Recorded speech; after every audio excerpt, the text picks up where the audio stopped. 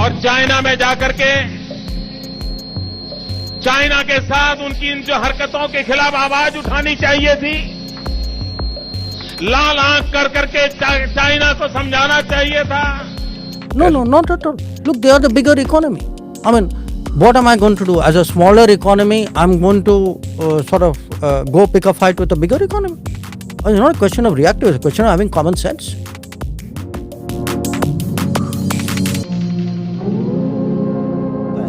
क्या जयशंकर जी Stockholm syndrome से ग्रसित हैं? सवाल ये सारे चीन पर पूछने चाहिए, लेकिन आप और आपके आका जब मौका मिलता है शी जिनपिंग की गलबैया करने लगते हैं, गले लगने लगते हैं। लाल आंख दिखाने के बजाय लाल शर्ट पहनकर स्वागत में खड़े हो जाते हैं।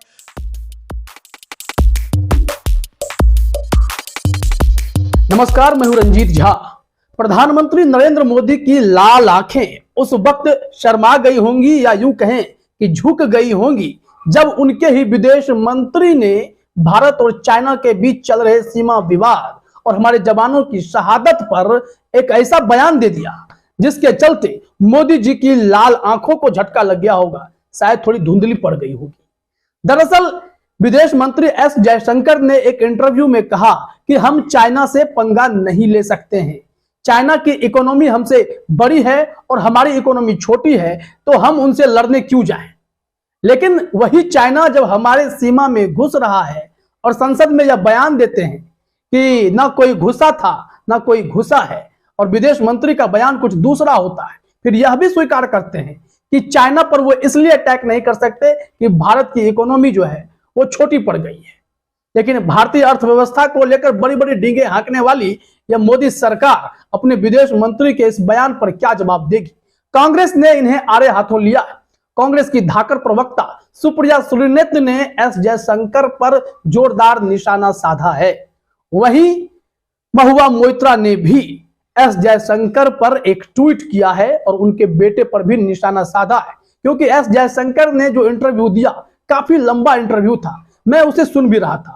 उस इंटरव्यू की अहम बातें भारत चाइना विवाद तो थी ही, साथ ही साथ BBC documentary, Hindenburg, Bloomberg, Forbes जैसे पत्रिकाओं द्वारा भारत के बिजनेस टाइकून गौतम अडानी पर जो बातें आ रही थी या फिर प्रधानमंत्री नरेंद्र मोदी को लेकर जो डॉक्यूमेंट्री आई, उन सब पर था। उन्होंने कहा कि ये सब विदेश से आई हुई पॉलिटिक्स है, चूंकि आगे इलेक्शन है, इस वजह से इस तरीके की बयानबाजी हो रही है। जॉर्ज सोरोस का मामला भी था, तो इन सब पर भी महुआ मोइत्रा ने टिप्पणी की। लेकिन यहां विदेश मंत्री एस जयशंकर के बयान पर थोड़ी चर्चा जरूरी है।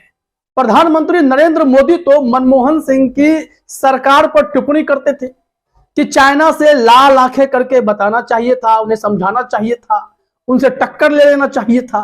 लेकिन जब अपनी बारी आई थी तो सबने, दुनिया ने वो तस्वीर देखी कि कैसे जिनपिंग वहां सामने खड़े थे और मोदी जी उठ करके जाते हैं, लपक के हाथ मिलाते हैं, गलबहियां करने लगते हैं, और वो लाल कुर्ता में होते हैं। आंखें तो लाल उनकी नहीं थी, लेकिन जो जिस तरीके से गलबहियां करने वो कूद कर पहुंचे थे, उससे साफ लग रहा था कि नहीं, लाल आंख दिखाने में सक्षम तो प्रधानमंत्री मोदी जी नहीं दिखाई पड़ते हैं। और इसके कई कारण हो सकते हैं, लेकिन एस जयशंकर ने जो कारण बताए, क्या वाकई में भारत के मामले में एस जयशंकर की सोच ऐसी है कि हमारी इकोनॉमी छोटी है, इस वजह से हम अपने वीर जवानों की शहादत को बर्दाश्त कर लेंगे? हमारी इकोनॉमी छोटी है तो क्या हमारे सीमा में चीन वाले घुसते रहेंगे और हम हाथ पर हाथ धरे बैठे रहेंगे? इसका जवाब कौन देगा? Look, they are the bigger economy. I mean, what am I going to do? As a smaller economy, I'm going to go pick a fight with a bigger economy. It's not a question of reactive, it's a question of having common sense. We had an agreement that you're not supposed to bring military to the border in large numbers. So, by that logic of yours, I should be the first to break the agreement. Why not? No, why should I? Because it doesn't make... Look, please understand... Why are we always the ones not breaking an agreement, and it's always the other side breaking the agreement? तो सबसे पहले वो 6 सवाल S Jaishankar से जो सुप्रिया सुलेनेत्र ने पूछे, वो अपने स्क्रीन पर देखिए। भाजपा सरकार से 6 सवाल। चीनी अतिक्रमण पर क्या कहेंगे? अप्रैल 2020 वाली यथास्थिति पर क्या कहेंगे? पेट्रोलिंग पॉइंट्स बफर जोन क्यों बने? क्या पीएम को आपने सलाह दी कि वो कहें कोई घुसा नहीं? इन्होंने एस जयशंकर से पूछा, चूंकि वो विदेश मंत्री हैं तो भारत सरकार के अहम विभाग को संभाल रहे हैं। 5वां पॉइंट था उनका, चीन सीमा पर बन रहे ब्रिज पर चुप क्यों है? चीन के रेलवे लाइन बिछाने से खतरा नहीं है क्या? अब बॉर्डर इंफ्रास्ट्रक्चर की जब बात होती है तो एस जयशंकर ने कहा कि चाइना ने भी अपने बॉर्डर इंफ्रास्ट्रक्चर को मजबूत किया है तो भारत ने भी मजबूत किया है। लेकिन 2020 में जब गलवान हुआ, हमारे 20 जवानों की शहादत हुई, जब तवांग हुआ 2022 में, तो उस वक्त भी क्या प्रधानमंत्री नरेंद्र मोदी की कोई टिप्पणी सामने आई? चाइना को लेकर उनकी लाल आंख सामने आई? एस जयशंकर तो मीडिया में आकर खूब बयानबाजी करते हैं और अब भी इंटरव्यू देकर वो अपने आप को सुपीरियर बताने की कोशिश कर रहे हैं, क्योंकि राहुल गांधी ने उन पर तंज कसा था कि इनको विदेश नीति की समझ और डेवलप करने की जरूरत है। अब कहते हैं कि मैं तो चाइना में सबसे ज्यादा रहा हूं, हमारी विदेश नीति को लेकर हमें ज्यादा ज्ञान है, फिर भी राहुल जी कुछ बताना चाहते हैं तो हम सीखने के लिए तैयार हैं। अब बड़ा सवाल तो यह है कि चाइना को लेकर भारत सरकार का स्टैंड इतना अलग अलग क्यों होता है? एक तरफ हमारे जवानों की शहादत होती है, चाइना के खिलाफ पूरा देश चाहता है एक्शन लेने के लिए, तो एक्शन के रूप में चाइनीज एप्स को बंद करने वाली मोदी सरकार चाइनीज प्रोडक्ट को बैन करने की बात कहती है। लेकिन हकीकत तो यह है कि चाइना के साथ व्यापार बढ़ाने के मामले में भारत से अव्वल तो कोई नहीं है। हमने चाइना को इतना बिजनेस दिया है, हमने उनसे इतनी सारी चीजें खरीदी है, जिसके चलते भारत का पैसा चाइना को भरपूर गया। चाइना उससे अपनी इकोनॉमी को तो मजबूत करता ही है, अपने सैन्य शक्ति को भी डेवलप करता है, हथियारें खरीदता है, हथियारें बनाता है, और ऐसे में वही सैनिक जो है हमारे सीमा में घुसने की कोशिश करते हैं। हमारे वीर सिपाहियों के साथ, सैनिकों के साथ झड़प हो जाती है, हमारे सैनिकों की शहादत होती है। तो क्या प्रधानमंत्री मोदी क्या इस रीढ़ की हड्डी को तोड़ नहीं सकते थे, जिसमें जो हमारा जो बिजनेस सेटअप है चाइना के साथ, उस पर ब्रेक लगा सकते थे? न्यूज 24 का यह ट्वीट अपने स्क्रीन पर देखिए। इसमें कहा गया है, तनाव के बीच भी भारत और चीन का व्यापार ऑल टाइम हाई पर पहुंचा। 2022 में भारत चीन के बीच व्यापार 135.98 अरब डॉलर पहुंच गया। इसके साथ ही भारत का चीन के साथ व्यापार घाटा बढ़कर 100 अरब डॉलर के पार भी हुआ। व्यापार घाटा 100 अरब डॉलर के पास, यानी हमने अधिक से अधिक चीजें चाइना से खरीदी और बेचने के नाम पर हम कुछ नहीं कर पाए। इंपोर्ट करते रहे, एक्सपोर्ट का जो हमारा आंकड़ा है वो बेहद खराब है। ऐसे में व्यापार घाटा लगातार बढ़ता चला गया। तो जरा सोचिए कि चाइना को हमने कितना पैसा दे दिया, और इसी चाइना पर एस जयशंकर कहते हैं कि उनकी इकोनॉमी हमसे बड़ी है और हमारे पैसे से चाइना का इतना बड़ा व्यापार खड़ा हो रहा है, सैन्य शक्तियां मजबूत हो रही है। तो जरा इस पर कोई जवाब तो दे दे। एक पुनीत कुमार सिंह हैं, उन्होंने जो ट्वीट किया है वो भी देखिए। इसमें क्या बताया गया है? 3560 भारतीय कंपनियों में चीनी डायरेक्टर बन बैठे हैं। ये मोदी जी के संबंध हैं चीन के साथ। इससे ज्यादा चौंकाने वाली बात क्या होगी? पवन खेड़ा। ये विवाद उस वक्त तूल पक रहा था, गलवान पर भी मोदी जी कुछ नहीं बोल पाए और तवांग में इतनी बड़ी झड़प हो गई कि हमें हमारे जांबाज सिपाहियों को जो लिफ्ट करवाया गया, एयर लिफ्ट कराकर 500-400 किलोमीटर दूर गुवाहाटी के हॉस्पिटल में भर्ती करना पड़ा था। वो सारी खबरें सामने आई थी, लेकिन इस मामले पर चुप्पी साध ली गई थी।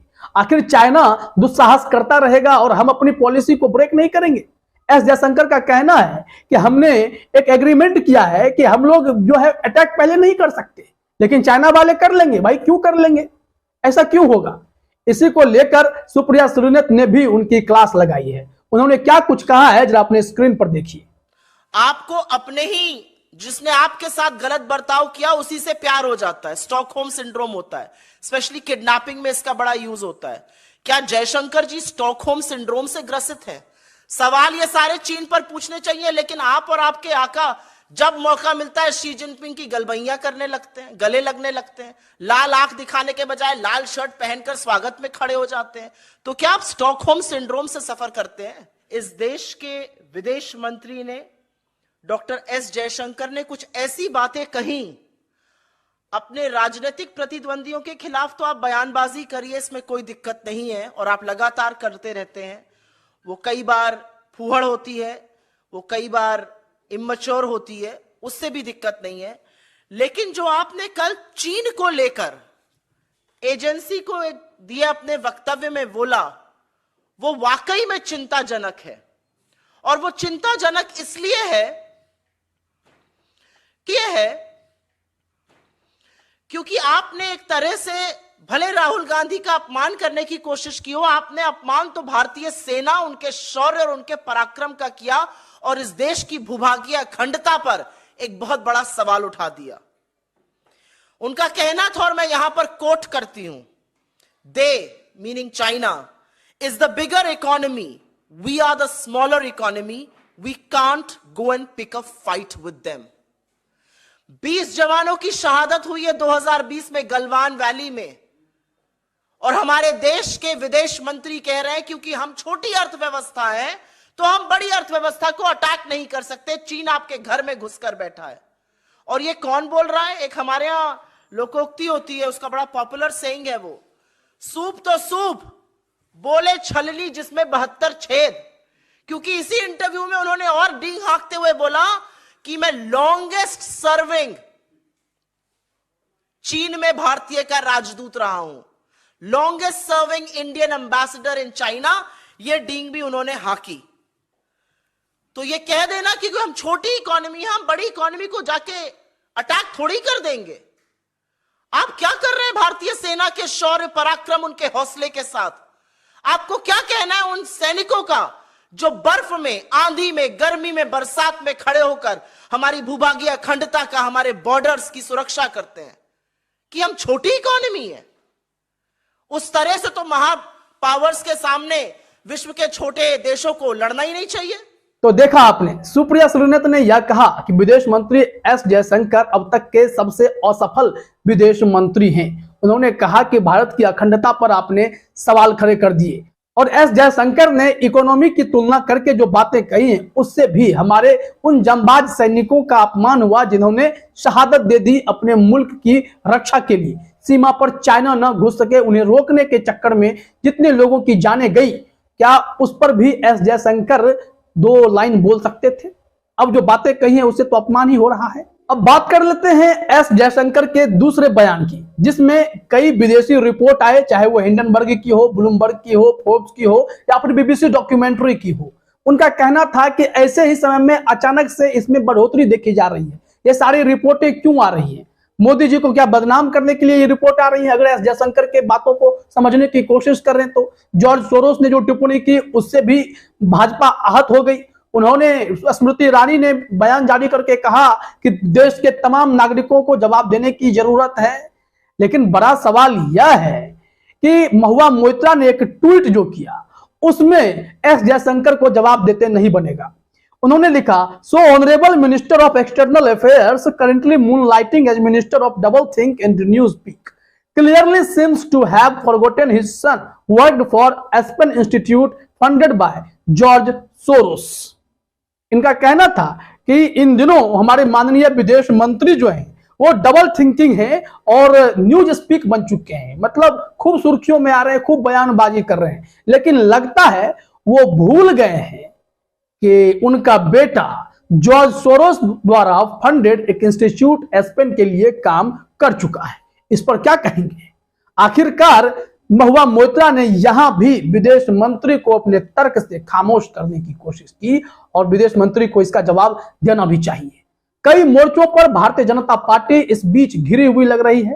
तमाम ऐसे तंत्रों को लगाया गया है जो कमजोर कड़ी को ढकने की कोशिश करे। इस वजह से एएनआई में विदेश मंत्री एस जयशंकर को शायद भेजा गया, लेकिन वहां पर उनके एक बयान ने पूरे माहौल को गरमा दिया है और कांग्रेस ने उन्हें आड़े हाथों लिया है। फिलहाल इस वीडियो में इतना ही। आप सभी का हमसे जुड़ने के लिए बहुत बहुत धन्यवाद।